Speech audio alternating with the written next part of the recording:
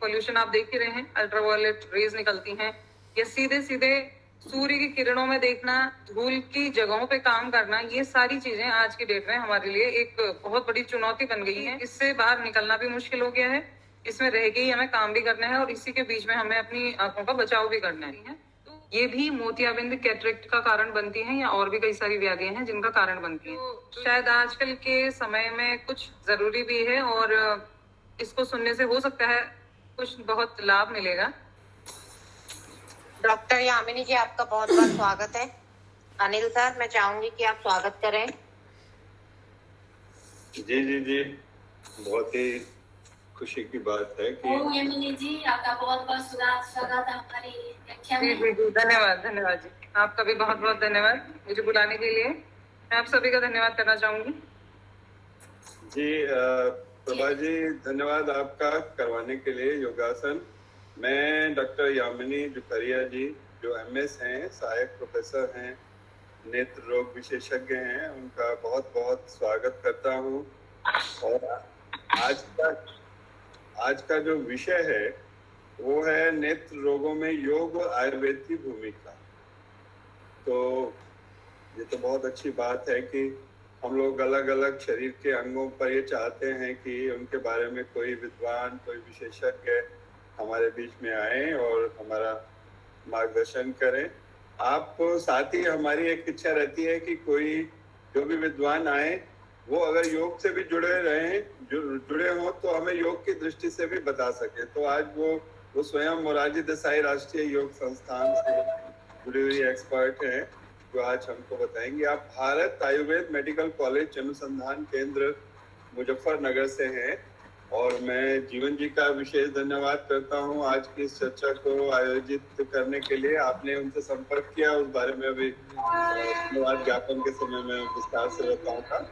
तो अब मैं आपसे अनुरोध करूंगा, यद्यपि अभी 6:11 हुए हैं, तो क्या अभी शुरू कर दें ये, अगर हम यामिनी जी से अनुमति लेते हैं, या बताएं जैसा भी। जी, शुरुआत कर दीजिए आप लोग, आप जैसा चाहें वैसा करेंगे। जी, नहीं, हमारे को तो जितना आपका समय मिलेगा उतना अच्छा है। तो मैं आपसे अनुरोध करता हूं कि इस विषय पर आप अपनी बात रखें और बाकी जो साधक हैं उनसे अनुरोध करूंगा कि ये सुनते हुए हम अनुलोम विलोम, भस्त्रिका और कपाल भाती ये हम कर सकते हैं। तो अपने समय का उपयोग करते रहें और ध्यान से जो ये कह रहे हैं आप जो आप बात सुनेंगे उसको सुनते रहें। शुक्रिया और पुनः स्वागत है डॉक्टर यामिनी जी। धन्यवाद, फिर से धन्यवाद जी। पहले तो मैं फिर से आप सभी का धन्यवाद दूंगी।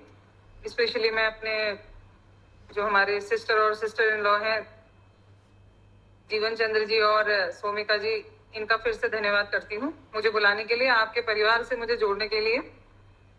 तो हम शुरुआत करते हैं नेत्र रोगों में आयुर्वेद और योग की भूमिका से।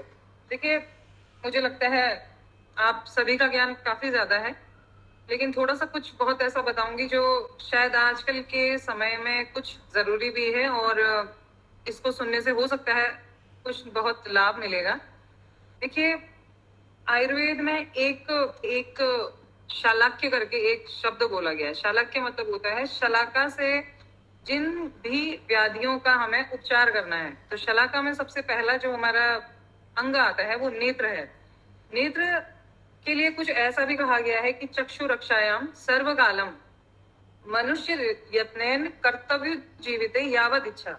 मतलब जब तक जीवित हैं तब तक मनुष्य को यत्न करना चाहिए अपनी चक्षु को बचाए रखने के लिए या उसको ठीक रखने के लिए, नहीं तो व्यर्थो लोको एवं तुल्य रात्रि निंदवान। मतलब नहीं तो जब तक हमारे नेत्र नहीं रहेंगे तो ये सारे दिन और रात जो है ये हमारे लिए निंदवान है। मतलब इसका होना या ना होना एक बराबर है। लेकिन आजकल हमारा आहार विहार कह लें या कुछ इस तरीके का परिवेश हो गया है कि हमारी सभी की जो नेत्र हैं, या तो बच्चों से लेकर बूढ़ों तक, कहीं ना कहीं किसी परेशानी से ग्रसित तो हो ही रहे हैं। तो इसमें किस तरीके से हम इसका निदान परिवर्जन कर सकते हैं, इसके बारे में बताती हूँ। पहले तो निदान, यानी कि कारण इसके क्या क्या हो सकते हैं। देखिए, कारण कई सारे हैं, बट जो इम्पोर्टेंट है, जो मेन आजकल जिन चीजों से हम सफर कर रहे हैं वो मैं आप लोगों को बताती हूँ। जैसे आजकल गर्मी के दिन बहुत हैं, हम गर्मी से एकदम ठंडी जगह में आ जाते हैं तो भी ये हमारे नेत्रों को रोग ग्रसित करने का कारण है।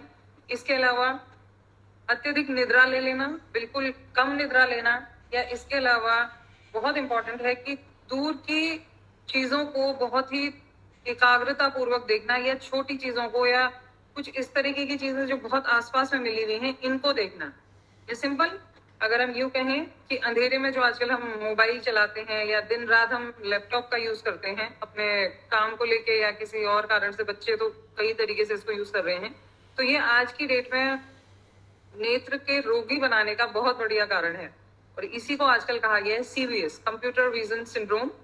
या कुछ ऐसी व्याधियां भी होती हैं जो आप लोगों को पता ही है कि मानसिक अवस्था आजकल सभी की ठीक नहीं रहती, तो इसको मानसिक रोगों में भी बताया गया, जैसे कि क्रोध, चिंता, या हमारा जो ये तनाव आज की डेट में चल रहा है, ये भी कहीं ना कहीं नेत्र रोगों को ग्रसित करने का कारण बनता है। इसके अलावा कुछ हमारे ऐसे ऑक्यूपेशन है या काम जो हम करते हैं, जैसे नियर के हमारे काम होते हैं, नजदीक के, स्टिचिंग करना, सिलाई, बुनाई, ये जो दर्जी के काम होते हैं, टेलरिंग का काम, या आप वेल्डिंग वाले देखते होंगे, जो भी हम नजदीक के काम करते हैं, तो इसमें भी जो उम्र के साथ एक कमी आनी है नजरों में, वो पहले ही आनी शुरुआत हो जाती है।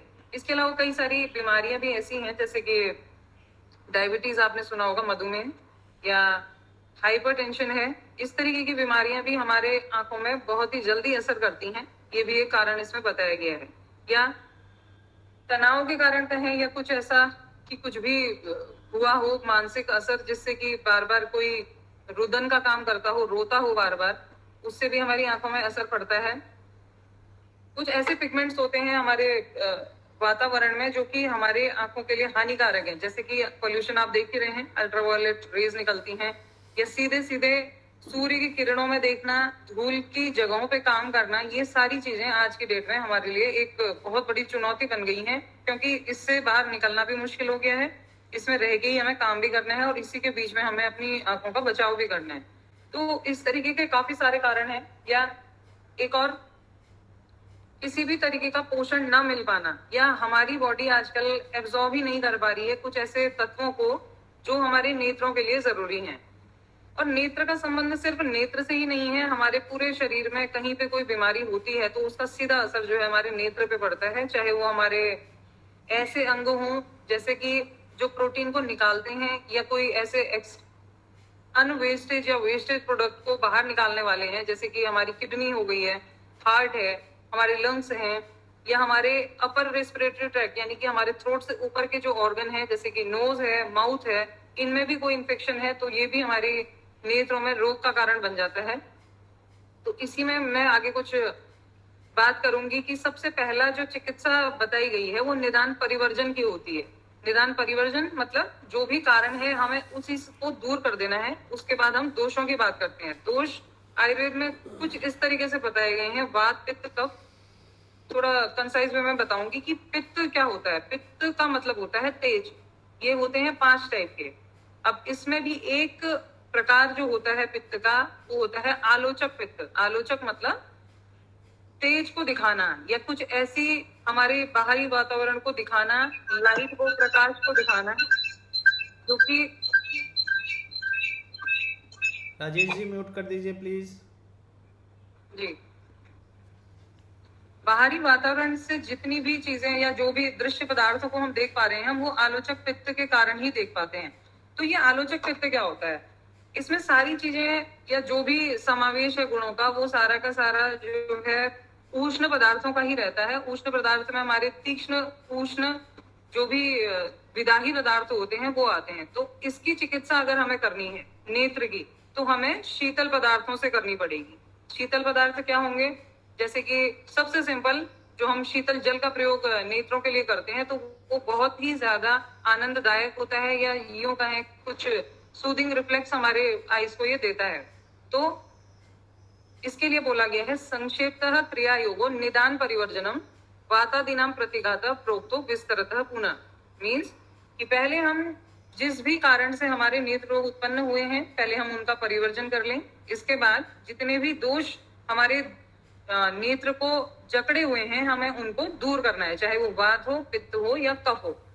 मान लीजिए किसी गर्म जगह से हम सीधे पानी में आ गए। सिंपल, आजकल का माहौल कुछ इस तरीके का है कि गर्मियों में हमें पानी में, बच्चे घर से लोगों को बोलते हैं कि हमें ले जाइए, जैसे स्विमिंग पूल है, स्विमिंग पूल में आदमी क्या करता है, बाहर से सीधे पानी में गया, पानी से कुछ ना कुछ इन्फेक्शन उसकी आंखों में लग गया। तो इस इन्फेक्शन को दूर करने के लिए हम क्या करेंगे, सबसे पहले हमें उसकी क्लीनिंग करनी है। तो बार बार हम ठंडे पानी से उसकी क्लीनिंग करेंगे, फिर देखेंगे कि किस तरीके का उससे इन्फेक्शन हो गया है, तो हम उसको फिर दूर करने की कोशिश करेंगे, चाहे वो वात से हुआ हो, पित्त से हुआ हो, या फिर कफ से हुआ हो। तो इसको दूर करने के लिए कोई भी कारण हो, कारणों से जो हेतु हमारे उत्पन्न होते हैं वो हमारे शरीर की शिराओं में जाकर के नेत्र में व्याधियों को उत्पन्न करते हैं। फिर ये व्याधियां किसी न किसी रूप में जाती हैं। तो कुछ आजकल के डेज में जो व्याधियां चल रही हैं नेत्र रोगों में, इस पे मैं थोड़ा सा दृष्टि डालना चाहूंगी। जैसे सिंपल सा मैंने आप लोगों को बोला, कंप्यूटर विजन सिंड्रोम, जो दिन रात हम मोबाइल देखते हैं या लैपटॉप पे काम कर रहे हैं, ये आजकल की जरूरत भी बन गई है और फायदा भी है तो कहीं नुकसान भी है। अब ये क्या करता है, इसको लगातार देखने से हमारी आईज में, देखिए हम सभी की एक टेंडेंसी होती है, नॉर्मल टेंडेंसी, आंखों को ब्लिंक करने की, मतलब झपकाने की पलकों को। इससे क्या होता है, झपकाने से बार बार हमारी आईज में, हमारे नेत्रों में एक तरीके की झिल्ली बनती है जिसमें कि कुछ वाटरी कंटेंट है। ये वाटरी कंटेंट कुछ इस तरीके के होते हैं, इसमें म्यूकस, अपना एक्वस और लिपिड की फॉर्मेशन होती रहती है, जिससे हमारी आई में ल्यूब्रिकेशन बना रहता है, मतलब ये थोड़ी मॉइस्ट रहती है, इसमें ड्राइनेस नहीं रहती। लेकिन जब भी हम कोई मोबाइल या फिर लैपटॉप का यूज करते हैं तो धीरे धीरे क्या होता है, इस टीयर फिल्म का या फिर इस झिल्ली का बनना बंद हो जाता है और हमारी आईज जो है ड्राई आई की कंडीशन में चली जाती हैं। इस ड्राई आई की कंडीशन को ड्राई आई सिंड्रोम या फिर जॉगरेन सिंड्रोम भी बोलते हैं, जो बिल्कुल कॉमनेस्ट पोजीशन या पीक पे आजकल चल रहा है। इसके लिए आप लोग देखते होंगे, फिर हमें बताया जाता है कि कुछ एंटी ग्लेयर लेंस चला लें या फिर कुछ ऐसे स्पेक्स पहन लें जिनका असर इन पे ना पड़े। तो सिंपल, हम इसमें अगर आयुर्वेद और योग की भूमिका देखें तो हम पहले प्रिवेंशन या फिर निदान परिवर्जन पे चले जाएंगे। निदान परिवर्जन कम यूज अगर नहीं कर पा रहे हैं तो इसके कुछ न कुछ मेथड्स होती हैं। मेथड्स ये हैं कि अपनी नेत्रों की पोजीशन से थोड़ा सा नीचे हम इन सबको रख सकते हैं, जिससे कि टीयर सिक्रेशन बराबर बना रहे। उसके अलावा कुछ एक्सरसाइजेस मैं आपको आगे बताऊंगी, निदान परिवर्जन इसका बताऊंगी, जिससे कि इस सीवीएस में या इस तरीके की जो प्रॉब्लम आ रही है इनमें कमी हो जाए, या हमें अंधकार में या फिर जो भी प्रकाश नहीं है जिस स्थान पर, वहां पे इन सब चीजों का प्रयोग नहीं करना है। या सिंपल, जो मैंने आपको बोला कि ब्लिंकिंग की जो प्रोसेस होती है वो हमारा ब्रेन एक्सेप्ट नहीं कर पाता जब भी हम किसी इस तरीके की चीजों को यूज कर रहे हैं। तो जो फ्रीक्वेंसी एक ब्लिंकिंग की होनी चाहिए वो नहीं हो पाती है नॉर्मल मिनट्स में। तो हमें ध्यान रखना है कि अपनी आईज को ब्लिंक करना है पर सेकेंड में, पर वन टाइम, एक बार में 1 सेकेंड में ब्लिंक करना जरूरी है। तो हम ये प्रोसेस करते रहेंगे जिससे टीयर फिल्म बनती रहेगी और मॉइस्चर बना रहेगा हमारी आईज में। तो ड्राई आई की कंडीशन या उसके बाद ईचिंग का होना, इन्फेक्शन का होना, ये नहीं होगा। दूसरी जो डिजीज की हम बात करते हैं, एक डिजीज और होती है जिसे हम बोलते हैं मायोपिया। मायोपिया क्या होती है, इसमें हम दूर की चीजें नहीं देख पाते हैं। अब इसके कई सारे कारण हैं। कई सारे कारण क्या हो सकते हैं, हो सकता है हेरिडिटरी हो, पहले से ही पेरेंट्स में ये चीजें हों। उसके अलावा एक डेवलपमेंटल कंडीशन इसमें होती है। डेवलपमेंटल क्या होती है, न्यूट्रिशन की कमी होना। न्यूट्रिशन की कमी हो सकता है बाई बर्थ ही शुरू हो गई हो, जब माता को ही उचित आहार ना मिला हो तो उसके शिशु में भी ये बीमारी दिखेगी। तो ये इसको सिंपल पहचानने का तरीका बाहर से ये होगा कि आपको बच्चे में भी एक चश्मा दिखाई दे रहा होगा और माता में भी दिखाई दे रहा होगा। तो और भी इसकी कई सारे कंडीशन है। इसका कारण ये होता है कि जो हम दूर की वस्तुओं को देख रहे होते हैं उसकी इमेज, हमने सुना होगा नेत्र में एक लेयर होती है, उसको हम बोलते हैं रेटिना। रेटिना मतलब आंखों का पर्दा। इस पर्दे पे ही इमेज बननी चाहिए किसी भी वस्तु की। जैसे मैं आप लोगों को देख रही हूँ, आप मुझे देख रहे हैं, तो आप लोगों की इमेज मेरे पर्दे पे पड़ रही है और वो जाके सीधे ब्रेन पे मैसेज देख रही है कि मुझे इस वस्तु को अब देखना है। लेकिन मायोपिया की कंडीशन में क्या होता है, उस पर्दे की या झिल्ली से, रेटिना से आगे जाकर के वो इमेज बनने लगती है। मीन्स कि वो जो एक लेंथ थी आपके और हमारे बीच की, वो ही कम हो गई। अब ये क्यों कम हुई, इसकी कमी होती है डेवलपमेंटल कमी, न्यूट्रिशनल कमी, हेरिडिटरी कमी, या कुछ ऐसे सब्सटेंसेस, दवाइयों का लेना या ऐसे पदार्थों का खाना जो हमारे आजकल के टाइम में हमारे नेत्र के लिए बहुत हानिकारक है। तो हम कोशिश करेंगे कि बचपन से ही बच्चों को ही अच्छा आहार, संतुलित आहार दिया जाए, जैसे कि गरिष्ठ भोजन, बाहर का तला भुना खाना ना खिलाएं, घर का ही स्पेशली दूध की बनी हुई चीजें या विटामिन ए जो प्रोवाइड कराती हैं चीजें, जैसे कि हमारा एप्पल है, ग्रेप्स हैं, जितने भी हमारे येलो फ्रूट्स हैं, ये हमारा पालक हो गया, ये सारे के सारे जो हैं विटामिन ए के अच्छे सोर्स हैं, या एंटीऑक्सीडेंट्स जो हम लेते हैं आजकल की डेट में, तो हम इन्हें ले सकते हैं। इससे क्या होगा, जो हमारे आपके बीच की लेंथ है, जो हमारे ब्रेन को मैसेज आना है कि हमें एक सही इमेज देखनी है, वही सही कंडीशन में बनेगी और ब्रेन अपना सही से मैसेज लेगा और हम सही इमेज देख पाएंगे। इसके अलावा दूसरी जो डिजीज होती है उसे हम बोलते हैं हाइपरमेट्रोपिया। हाइपरमेट्रोपिया में क्या होता है, इसमें भी इमेज दूर की नहीं देख पाते हैं, साथ में हम नजदीक की वस्तुओं को भी नहीं देख पाते हैं, तो हमें समझ नहीं आता है कि हो क्या रहा है। तो इसके भी कई सारे कारण हैं। इसमें जो हमारे वस्तु को देखने की लेंथ है हमारी आंखों से, वो छोटी हो गई है। उसमें क्या होता है कि जो रेटिना में इमेज बननी है वो रेटिना में ना बन करके उसके पीछे बनने लग जाती है। पीछे का बनने का मतलब आई बॉल का साइज तो सेम ही है, लेकिन उसकी जो लेंथ बढ़ गई हमारे और आपके बीच की, वो दूर हो गई। इसके भी कारण क्या होते हैं, या तो वही मेन अच्छे सब्सटेंस का ना मिल पाना हमारी आंखों को, या कुछ पोजिशनल चेंजेस होते हैं। इसके अलावा कुछ ऐसी रेसेस भी होती हैं जिसमें आई बॉल का साइज ही छोटा होता है, तो उन कारणों को तो हम ठीक नहीं कर सकते, लेकिन हम इसके निदान परिवर्जन में जा सकते हैं, जैसे कि पोषक तत्वों को देना है हमें, चाहे वो हमें आयुर्वेद के थ्रू दें, चाहे हम योग, नेचुरोपैथी या प्राकृतिक चिकित्सा के थ्रू दें, तो हम उसे देंगे। उसके अलावा एक और व्याधि जो आजकल क्या, ये एक इस तरीके की व्याधि है, जैसे हमारे बाल सफेद होते हैं, दांत गिरने लगते हैं, धीरे धीरे स्किन लश्चर चला जाता है, उसी तरीके से एक व्याधि ऐसी होती है जिसमें उम्र के हिसाब से हमारी नेत्र की देखने की क्षमता, वो भी पास के देखने की क्षमता कम हो जाती है। जैसे सिंपल हम घरेलू सारे काम करते हैं नजदीक के, जैसे दाल चावल साफ करना, ये किसी सुई में धागा डालना, अगर इन सब चीजों में भी प्रॉब्लम हो रही है तो आप क्या करेंगे, आप समझेंगे कि ये मुझे प्रेसबायोपिया हो गया है। Presbyopia means physiological error of the I. Physiological means जो हमारी बॉडी ही धीरे धीरे उम्र के हिसाब से करने वाली है। अब इसको तो हम रोक नहीं सकते, लेकिन हम इसे डीले कर सकते हैं। डीले किसके थ्रू करेंगे, आयुर्वेद या फिर योग के थ्रू ही कर सकते हैं। अब इसका कारण क्या होता है, इसका कारण ये होता है जो हमारा लेंस है वो कुछ मसल्स से जुड़ा हुआ है, वो मसल्स बार बार कॉन्स्ट्रिक्ट करती हैं, सिकुड़ती हैं और डायलेट करती हैं। लेकिन कुछ कारणों से, जैसे मैंने आपको बोला, कुछ ऑक्यूपेशन काम कर इस तरीके के होते हैं जो नजदीक का काम करने वाली चीजें होती हैं, जैसे टेलरिंग का काम है, सिलाई बुनाई कढ़ाई का काम है, ठीक है, या फिर शू मेकर के काम होते हैं मोचियों के। तो इसमें ये मसल सिकुड़ने या फैलाने की क्रिया जो होती है और जल्दी होने लगती है समय से पहले। इसका समय लगभग बताया गया है 40 की उम्र। तो 40 में ना होकर के यही चीजें जो आजकल देखने को हम देख रहे हैं इन प्रैक्टिस, वो 32 साल में भी ये चीजें दिख रही हैं। 32, अदरवाइज ये प्रोफेशन के अकॉर्डिंग 35 या 36 में मिलती हैं। लेकिन हम इसे रोक सकते हैं। इसे हम कैसे रोकेंगे, हमें आई मसल्स की टोनिसिटी पावर, या फिर इस पूरे फंक्शन को बोलते हैं एकोमोडेशन, तो हमें इसको बढ़ाना है। इसको बढ़ाने के लिए हमारी कुछ कुछ प्रोसेस होती हैं, वो मैं आगे बताऊंगी। तो ये इस तरीके की व्याधियां, प्रेसबायोपिया। एक और कंडीशन हमारी होती है, आजकल आप देख रहे हैं, हाइपरटेंसिव रेटिनोपैथी या डायबिटिक रेटिनोपैथी। अब नाम से ही जैसे जुड़ा हुआ है, हाइपरटेंसिव रेटिनोपैथी मतलब हाइपरटेंशन है, बीपी बढ़ गया है, साथ में रेटिना की पैथी हो गई है। रेटिना हमारी आंखों का पर्दा होता है। इस पर्दे में कुछ सिराएं होती हैं जिनमें कि शुद्ध रक्त बहता है। उसके अलावा पूरा का पूरा पर्दा, इसमें एक सेंटर पॉइंट होता है जिससे कि हम सामने की वस्तुओं को देख पाते हैं। और इसी में एक नर्व होती है जिसे हम ऑप्टिक नर्व कहते हैं, जिससे सारे सेंसेशन जाते हैं ब्रेन में और उसके बाद हम इमेजेस को देख पाते हैं। तो इसका कारण, हाइपरटेंशन का कारण आप लोगों को मालूम है, हेरिडिटरी भी होता है, थोड़ा हमारा आहार विहार का कारण इसमें बताया गया है। टेंशन या मानसिक संतुलन का ठीक ना होना, या आजकल जितनी भी टेंशन हम ले रहे हैं, ये भी एक हाइपरटेंशन का कारण है। इसके अलावा ओबेसिटी बहुत बड़ा कारण बताया गया।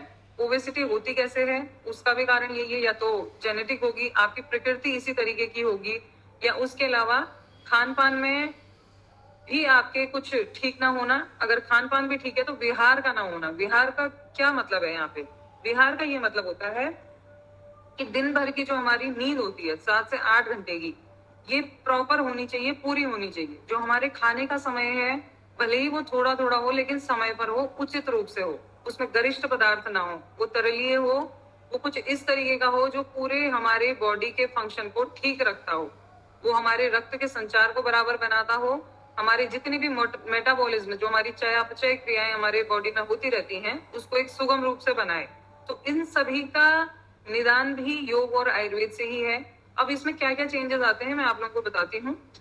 मैंने आपको बताया कि पर्दे में कुछ ऐसी क्रियाएं होती हैं जिनसे हम किसी भी इमेज को देख पा रहे हैं। इसमें सिंपल एक हमारे जो ये परत होती है जिसे हम फंडस बोलते हैं या रेटिना बोलते हैं, इसमें इसका कलर होता है ऑरेंज येलो कलर का, एकदम डार्क शार्प, ये अच्छा सा चमक वाला दिख रहा होता है हमें। इसमें 4 तरीके की सिराएं हमें दिखती हैं।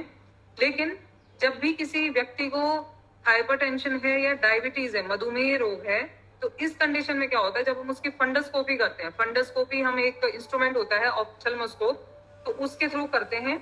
इसमें हम पाएंगे कि जो वो रक्त सिराएं हैं उनमें रक्त सही तरीके से नहीं बह रहा होता है, उसमें या तो कहीं पे धब्बे दिख रहे होते हैं, थक्के दिखते हैं, या उसके अलावा उसी पर्दे पर कहीं कुछ ऐसी चमक होती है किसी किसी पार्ट पे, जैसे कि समझ लीजिए कुछ स्नोफॉल टाइप का कुछ, मतलब ऐसी बर्फ सी गिरी हुई दिखाई देगी, या कुछ ऐसे तारे से हमें दिखाई देंगे, उन्हें बोलते हैं हम कॉटन वूल स्पॉट्स या फिर ट्रूसेंस। ट्रूसेंस मतलब किसी भी कार्बोहाइड्रेट फैट का वहां पर जमाव हो जाना। तो आप खुद ही समझिए, किसी सिरा में अगर कार्बोहाइड्रेट जम गया है तो वहां पे रक्त का संचार किस तरीके से हो पाएगा, मतलब उसने उस एरिया को कहीं ना कहीं से कवर कर दिया इन अनावश्यक तत्वों ने, या जो ब्लड का फ्लो एक बराबर होना चाहिए था नर्व के थ्रू जिससे कि हम इमेज देख पाए, वो नहीं हो पाता है।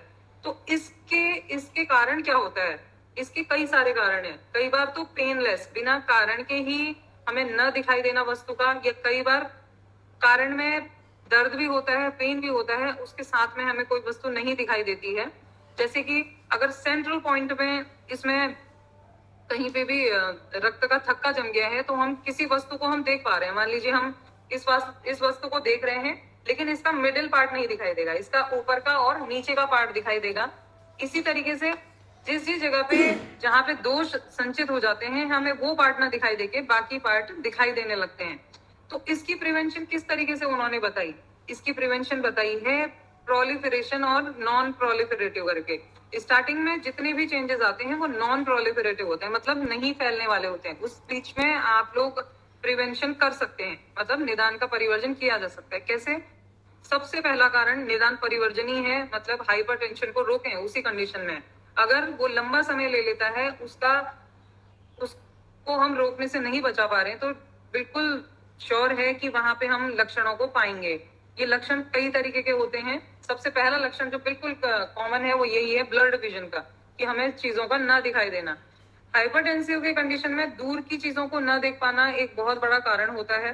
वो पेनलेस भी हो सकता है, पेनफुल भी हो सकता है, या किसी वस्तु का डबल दिखाई देना। डबल मतलब डिप्लोपिया इसे हम लोग कहते हैं। डिप्लोपिया मतलब एक वस्तु है लेकिन हमें उसके 2 रूप दिख रहे हैं, या मल्टोपिया, या फिर कई तरीके के उसमें हमें पदार्थ दिखाई देते हैं। या सिंपल कई बार इस तरीके के लक्षण भी देखे गए हैं कि जैसे जब भी हम किसी खाली स्थान पे या फ्री स्पेस पे देख रहे हैं, तो हमें मच्छर, मक्खी, बालू, बाल, इस तरीके की चीजें दिखाई दे रही होती हैं। वो उसका कारण भी यही है, जो हमारी आर्टरीज हैं उसमें इन्फ्लेमेशन कहीं ना कहीं हो गया है, जिससे कि ब्लड का जो फ्लो है वो नॉर्मल ना होकर के एबनॉर्मल तरीके से हो रहा है। तो हमारी ये रेटिनोपैथी यानी कि रेटिना की पैथोलॉजी स्टार्ट हो गई है। सेम कंडीशन डायबिटीज में भी रहती है। इनकी ग्रेडिंग करी गई है, ग्रेडिंग लक्षणों के अनुसार भी करी गई है। लास्ट में जो इसकी ग्रेडिंग में एक सबसे बड़ा कॉम्प्लिकेशन होता है वो होता है ऑप्टिक डिस्क का, जहां से हमारी ये सारी आर्टरी और नर्व निकली होती हैं हमारे पर्दे में, उसका ही स्वेल्ड हो जाना, उसमें सूजन आ जाना। तो इस सूजन के बाद क्या होता है, हम डिक्लेयर कर ही देते हैं कि 4 ग्रेडिंग की जो है हाइपरटेंसिव और डायबिटिक रेटिनोपैथी हो गई है। तो फिर इस कंडीशन में यहाँ पे हमारा आयुर्वेद काम करता है। इसमें कई सारी थेरेपीज हैं जो हम करवाते हैं पेशेंट को, या योग के माध्यम से इसको हम आगे बढ़ने से या फिर वहीं पे रोका जा सकता है। तो ये कुछ चीजें हैं। इसके अलावा एक व्याधि और है जिसे बोलते हैं मैक्युलर डीजनरेशन। मैक्युला हमारे आईज का एक पॉइंट है जिसमें से कि हम सारे ही वस्तुओं को देख पाना या फिर एक लाइट का परसेप्शन कर पाना, या इनमें जो एक रेटिना में हमारी कई सारी वो होती हैं, लेयर्स होती हैं जो कि फोटो सेंसिटिव होती हैं। फोटो सेंसिटिव क्या होती हैं? जैसे हम किसी लाइट से अंधेरे में आए तो उस समय आप देखते होंगे एकदम से हम अपनी आंखों को नहीं खोल पाते हैं, धीरे धीरे खोलते हैं या देख पाते हैं। तो इसमें कुछ ऐसे सब्सटेंस होते हैं जिनके कारण हम देख पाएंगे, बट इनमें चेंजेस का आ जाना, कलर को ना पहचानना, नाइट ब्लाइंडनेस है जैसे कि, या कुछ ऐसी वस्तुएं जिसका कलर तो ब्लू है हम उसे रेड पहचान रहे हैं, इस तरीके की प्रॉब्लम्स आने लगती हैं। तो ये भी कहीं ना कहीं कारण है आजकल हमारे आहार विहार का, या कुछ हमारे जेनेटिक प्रॉब्लम्स का, कि पहले से ही ये बीमारियां थी तो हम इसके लिए खुद ही ससेप्टेबल हो गए। तो हम इसके लिए क्या करेंगे? फिर से हम योग और आयुर्वेद का सहारा ही यहाँ पे ले पाएंगे। अब और भी व्याधि हैं, जैसे सिंपल मैं आपको एक आजकल जो बच्चे यूज करते हैं, या इसमें कहीं ना कहीं कारण एक पढ़ाई का भी है। जो हम स्टडी करते हैं, स्टडी करने के भी कई सारे तरीके होते हैं। लोग कई घंटों घंटों तक पढ़ाई कर रहे हैं। हम अपने बच्चों से बोलते हैं कि आप पढ़ाई करो, लेकिन हम उनका तरीका नहीं देख रहे होते हैं, वो किस तरीके से पढ़ाई कर रहे हैं। तो इसमें चश्मे का लगना ये एक, और हम चश्मा लगा के हम सोचते हैं कि हमने बहुत अच्छा काम कर दिया, अब इसके आगे इसका नंबर नहीं बढ़ेगा, हम अभी लगा देंगे। तो ये ऐसा नहीं है, हम उसको उसी समय बीमारी से फिर से रोगग्रस्त करने जा रहे हैं। तो हमें उसको बताना है कि कैसे कैसे इसके तरीके होते हैं, क्या नियम होते हैं, किस तरीके से हमें उसको इन व्याधियों से बचाना है, उसके खान पान में क्या चेंज करना है, और हमें उसे कैसा डेली लाइफस्टाइल हमें उसका देना है, ये हमें उसे बताना है। अब हम निदान परिवर्जन की बात करते हैं। परिवर्जन किस तरीके का होना चाहिए? पहले तो जैसे मैंने आपसे कहा कि हमारे नेत्रों में पित्त की दुष्टि के कारण ही सारे रोग होते हैं, तो हमें इसे हटाना है। इसे हम कैसे हटाएंगे? शीतल पदार्थों से। जैसे कि प्रिवेंशन के लिए हमारे आयुर्वेद में एक पदार्थ होता है जिसे हम बोलते हैं त्रिफला। त्रिफला आप सभी ने सुना होगा। इसमें या तो त्रिफला का एक पाउडर सेम रेशियो में, सेम अनुपात में बना हुआ हो, उसको हम डिफरेंट फॉर्म में यूज करें, या फिर अलग अलग तरीके से हरड़, बहेड़ा, आंवला का हम डेली यूज में ले आए। इन सब चीजों को जो भी डेली यूज या फिर किसी पर्टिकुलर डिजीज के लिए यूज किया जाता है, या हमारी एजिंग की प्रोसेस है। एजिंग की प्रोसेस मतलब हम धीरे धीरे बड़े हो रहे हैं, हमारे बाल सफेद हो रहे हैं, हम आगे की ओर बढ़ रहे हैं, तो इसको वहीं पे रोक देना, इस प्रोसेस को बोलते हैं रिजुवेनेशन थेरेपी या फिर रसायन थेरेपी। तो रसायन में त्रिफला भी आता है, कई सारे और कंटेंट आते हैं जो पर्टिकुलर डिजीज पे काम कर रहे हैं, या एकल द्रव्य औषधियां कहते हैं। तो इसमें हरित अलग से भी आ सकता है, बहेड़ा भी आ सकता है, और आमल की भी आ सकता है। इसी को बोला जाता है नैमित्तिक या आचार रसायन। आचार रसायन क्या होता है? ड्रगलेस रसायन। इसका मतलब कि इसमें हमें औषधियों का प्रयोग नहीं करना है, लेकिन हमें कुछ इस तरीके की चीजें प्रयोग में लानी है जो हमारे रोग को ही होने ना दें। तो इसको बोला जाता है आचार रसायन। इसमें हमारे सुबह से उठने से लेकर रात के सोने तक की सारी क्रियाकल्प को व्यवस्थित किया जाता है, जिससे कि बीमारी ही ना हो। तो कुछ द्रव्य या पॉइंट्स मैं आपको बताती हूँ जिससे कि हमें प्रिवेंशन पे ध्यान रखना है। आयुर्वेद हमारा जो है रोग के प्रिवेंशन पे काम करता है, इस पे नहीं कि व्याधि हो जाए तब जाके हम इसकी चिकित्सा करेंगे। तो देखते हैं किस तरीके से है। सबसे पहला, सुबह उठ करके हमें सबसे पहले वही अपने हाथों को रब करके धीरे धीरे नेत्रों के ऊपर रखना है। इससे इसकी गर्मी को लेना है। उससे क्या होता है? इस क्रिया को बोला जाता है पामिंग। पामिंग की जो थेरेपी है ये कई तरीकों में की जाती है। ये इसलिए भी की जाती है जब हमारी आंखें थकी भी होती हैं, क्लांत होती हैं, एकदम से हम उठ नहीं पा रहे हैं, हमारा मन कर रहा है हम अपनी आंखें बंद कर लें, तो उस कंडीशन में हमें पामिंग करनी चाहिए। इसको रब करना है तब तक जब तक कि ये थोड़ा गर्म हो जाए, उष्ण हो जाए, और इसी की गर्मी को हम अपनी आंखों में ले लें। उसके बाद आईज ओपन करें, और उसके बाद फिर से दोबारा करें, फिर से अपनी आंखों को बंद करें और आईज क्लोज ही रखें। तब तक ब्रीदिंग एक्सरसाइज करें, इनहेल और एक्सहेल करें, उसको फील करें। फिर आईज को ओपन करने के बाद हम अपने डेली रूटीन के काम को कर सकते हैं। सबसे पहला काम जो हमें उठ के ही करना है, हाथ मुंह जब भी हम धुलें तो पूरा का पूरा पानी मुंह में भर करके उसके बाद आंखों में ठंडा पानी छिड़कें। इससे क्या होता है? इससे सूदिंग रिफ्लेक्स आते हैं। आने वाली जो भी व्याधियां दिन की हैं, इन्फेक्शन है, पॉल्यूशन से हमें बचाव करना है, हमारी आईज की जो मसल्स हैं उसका प्रॉपर वर्क दिन भर हो पाए, ये काम ये करवाता है। अब ये केवल सुबह उठ के ही नहीं करना है, दिन भर में जितनी बार भी आप हाथ मुंह धुलते हैं उतनी बार आप मुंह में पानी भरें। उसके बाद थोड़ा थोड़ा पानी छिड़कें अपनी आंखों में। ये क्रिया आप लगभग 7 से 8 बार दिन में कर सकते हैं। उसके बाद तीसरा एक उपचार और है, जब भी सूर्य निकले प्रातः उदय ही आप उठ करके उससे पहले ही जो सूर्य की सबसे पहली किरणें होती हैं उनकी ओर देखें और उसके बाद आई रोटेशन का काम करें। आई रोटेशन में क्या होता है, पूरा सर्कमडक्शन, पूरा आइस को घुमाना, पहले क्लॉकवाइज घड़ी की दिशा में, उसके बाद उसकी विपरीत दिशा में। इससे क्या होता है, इसको बोला जाता है सूर्यकालिक थेरेपी या सूर्यकालिक एक्सरसाइज इसे बोलते हैं। इस कंडीशन में क्या होता है, सबसे पहला विटामिन डी तो रिलीज हो ही रहा है, उसके अलावा इसमें एक डोपामाइन सब्सटेंस रिलीज होता है जो कि हमारी आइज को हेल्दी रखने का काम करता है। हेल्दी ये केवल रेटिना को ही नहीं रखता, ये बाहर से आपने सुना होगा कॉर्निया, कांच जो हमारी आइज का होता है। कांच क्या होता है, जो एक ट्रांसपेरेंट पार्ट हमें आइज का अपना दिखाई दे रहा होता है, ये बहुत ही जरूरी होता है। ये जरूरी क्यों होता है, क्योंकि इसमें अपनी कोई ब्लड सप्लाई नहीं होती, ये कहीं से भी बॉडी से कोई ब्लड नहीं ले रहा है। ये कहाँ से ले रहा होता है, ये एटमॉस्फेयर की ऑक्सीजन से ले रहा है। ऑक्सीजन यानी कि जो ये हवा है हमारे बाहर की, तो ये हमें एक अच्छी हवा चाहिए जिससे कि ये एक फ्रेश रहे और इसमें एनर्जी भरपूर रहे, जिससे कि हम सबसे ज्यादा रिफ्रेक्शन यानी कि किसी भी वस्तु को देख पाने का काम जो हम मेन कर रहे होते हैं इस कॉर्निया से ही कर रहे होते हैं। कॉर्निया का बेसिक मैं एग्जांपल आपको दे देती हूँ। जैसे ये घड़ी है, घड़ी में जो ये बाहर कांच है ये कॉर्निया है और अंदर का पार्ट हमारी आई का पार्ट है, इसीलिए इसको बोला जाता है वॉच ग्लास लाइक स्ट्रक्चर। ये घड़ी का जो कांच है इस तरीके का ये स्ट्रक्चर होता है। तो हमें इसके हेल्दी ये कैसा बना रहे, इसके लिए हमें प्योर ऑक्सीजन चाहिए। अब वो तो आजकल इतनी रही नहीं है, तो इसके लिए हम कुछ बहुत सुबह उठ करके योग कर सकते हैं, या हमने जो सूर्यकालिक प्राणायाम है, सूर्यकालिक थेरेपी है, इसको करेंगे तो डोपामाइन रिलीज होगा, जिससे कि हमारा कॉर्निया भी हेल्दी रहेगा और हमारी आईज भी हेल्दी रहेंगी, तो आगे होने वाली बीमारियां वैसे ही नहीं होंगी। फोर्थ में एक और इसमें पॉइंट जोड़ती हूँ, वो है एकोमोडेटिव एक्सरसाइजेस। एकोमोडेटिव एक्सरसाइजेस क्या होती हैं, जैसे सीवीएस मैंने आपको बोला कंप्यूटर विजन सिंड्रोम, या फिर लैपटॉप में काम करने की जो भी परेशानी है उससे होने वाली व्याधियां हैं। इससे होने वाली व्याधियों का पता कैसे लगता है, सबसे पहले आपकी आईज में ईचिंग शुरू हो जाएगी। ईचिंग मतलब खुजली होगी, वो होगी ही, साथ में वाटरिंग की कंडीशन हो जाएगी, कुछ वाटर्स बार बार निकल रहे होंगे और हमें इस अपने सामने के फ्रंटल एरिया पे भारीपन महसूस होगा, या हो सकता है दर्द भी हो रहा हो, फ्रंटो टेम्पोरल हेडेक इसे हम बोलते हैं।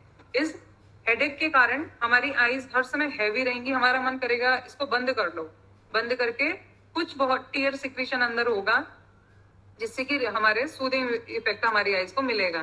तो इस कंडीशन में क्या होता है, जब भी सीवीएस या फिर प्रेस बायोपिया यानी कि नजदीक के देखने की प्रॉब्लम या बार बार कंप्यूटर मोबाइल चलाने से जो दिक्कतें आती हैं, इसमें जो हमारे ये सिक्रीशन टीयर बनने ही बंद हो गए हैं, ये इसको हमें बढ़ाना है। इसको बढ़ाने के लिए हम क्या करते हैं, क्योंकि हमारा लेंस बार बार फूल रहा है, इसको जो कॉन्स्ट्रिक्ट डायलेट करने की जो मसल्स होती हैं ये हमारी वीक पड़ गई हैं। वीक हमारे काम के कारण, हमारे दिन भर की क्रिया के कारण, या फिर हमारे उम्र के बढ़ने के साथ ये कम हो रही है, तो हमें इसे रोकना है। इसे हम कैसे रोकेंगे, इसको हमारा रोकने का तरीका है, हम कुछ एक्सरसाइजेस करेंगे। जैसे मैं सिंपल आपको बताती हूँ, ये पेन है, पेन की हमें टिप को पकड़ना है लगभग 1 फुट की दूरी पे, इसको हमें पास लाना है अपने नोज टिप के पास। इसको तब तक पास लाना है जब तक हमें बाहर की जितनी वस्तु है वो ब्लर धुंधली दिखाई देने लग जाए और सारा फोकस हमारा इसी पर होगा, इस पर फोकस होगा। फिर हम पीछे लाएंगे, फिर पास करेंगे। इस तरीके से क्या होगा, हमारी मसल्स बार बार कॉन्स्ट्रिक्ट होगी, डायलेट होगी, जिसका काम बंद हो गया है अब धीरे धीरे होना, जो कि लूज हो चुकी है, शिथिल पड़ चुकी हैं, उसी को हम बार बार क्रिया को करते रहेंगे तो ये टाइट हो जाएंगी। और इससे क्या होगा, टीयर सिक्रेशन होंगे, जो ड्राई आई की कंडीशन पैदा हो रही है या जिससे दिखाई देना कम हो गया है, वो हमारा सुचारू रूप से शुरू हो जाएगा। तो ये एकोमोडेशन एक्सरसाइजेस होती हैं। इसके अलावा कुछ एक्सरसाइज ऐसी हैं जो मोशंस को बढ़ाती हैं, हमारे आईज के गतियों को बढ़ाती हैं।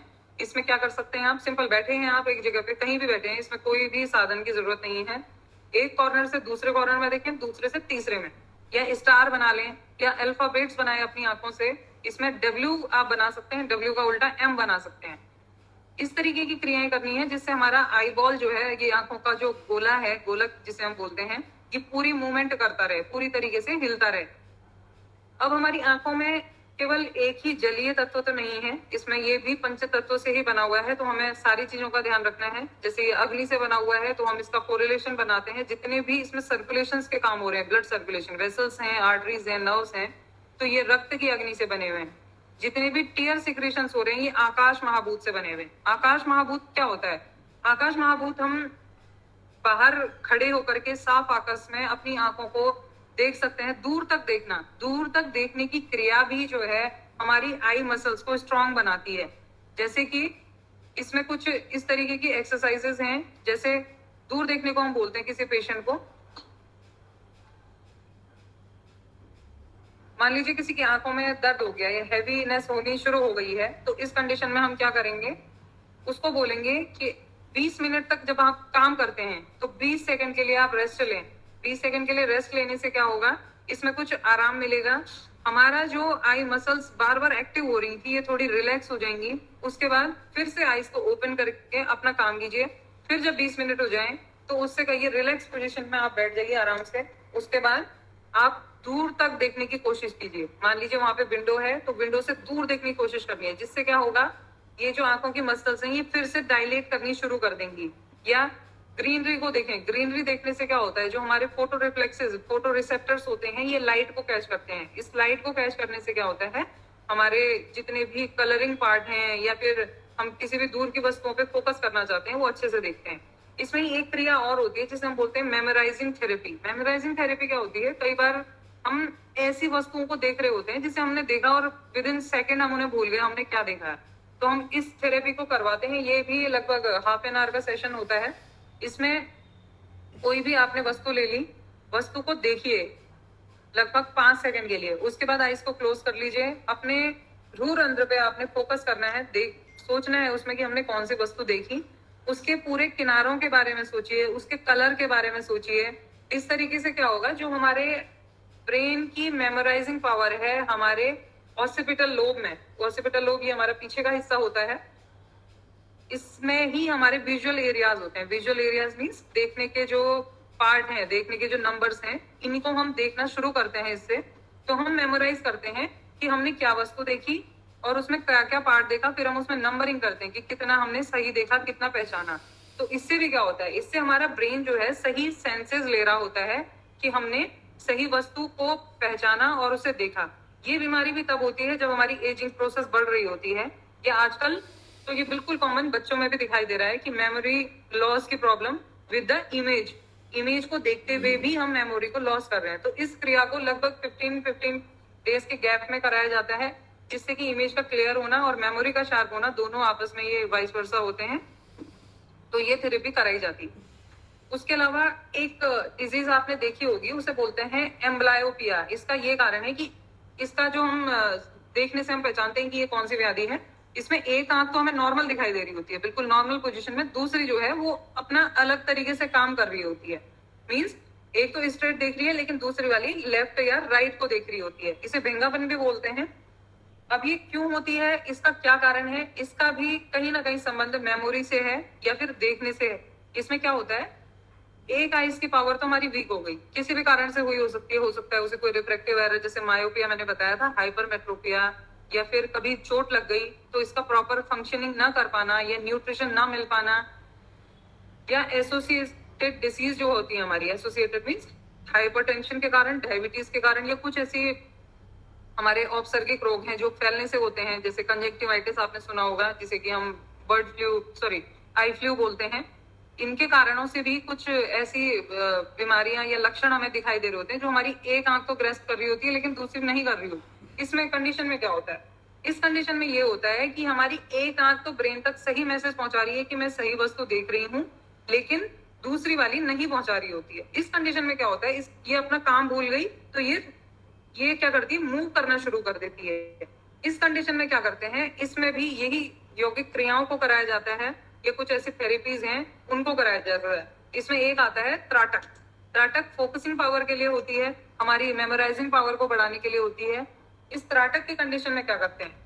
इसके कई सारे तरीके हैं। त्राटक बहिर् भी होता है और आंतरिक भी होता है। जैसे सिंपल मैं आपको बताना चाहूंगी, एक हमने डार्क रूम ले लिया, अंधेरे वाला कमरा, उसमें हमने एक कैंडल जला ली, मोमबत्ती रख दी, उसमें हमने उस मोमबत्ती को तब तक देखना है जब तक कि हमारी आईज से सिक्रेशन शुरू ना हो जाए, टीयर सिक्रेशन ना हो। इससे भी क्या होता है? इससे हमारी फोकसिंग पावर बढ़ती है और जो हमारी मसल्स लूज पड़ रही हैं वो भी टाइट होती रहेंगी। तो इस कंडीशन को या फिर ये जो पेन वाली एक्सरसाइज है, पिन टॉप एक्सरसाइजेस होती हैं, ये सब त्राटक के अंदर आती हैं। या हम केवल ब्रह्मरंध्र में एक ज्योति को जो हम फील करते हैं योग के माध्यम से, आयुर्वेद के माध्यम से, उसको करना। आंखों को हमने बंद कर लिया और यहाँ पे धीरे धीरे अपनी ब्रीदिंग एक्सरसाइजेस के साथ में हमें इस ज्योति को फील करना है। इसको फील करते करते एक्सेल और इनहेल करना है। तो ये कंडीशन सारी हमारी त्राटक क्रियाओं में ही आती हैं। इसके अलावा आयुर्वेद में कुछ ऐसे थेरेपीज आजकल बहुत प्रचलन में हैं। आजकल मैं इसलिए कह रही हूँ क्योंकि थोड़ा लोग आजकल इन सबको फॉलो करने लगे हैं।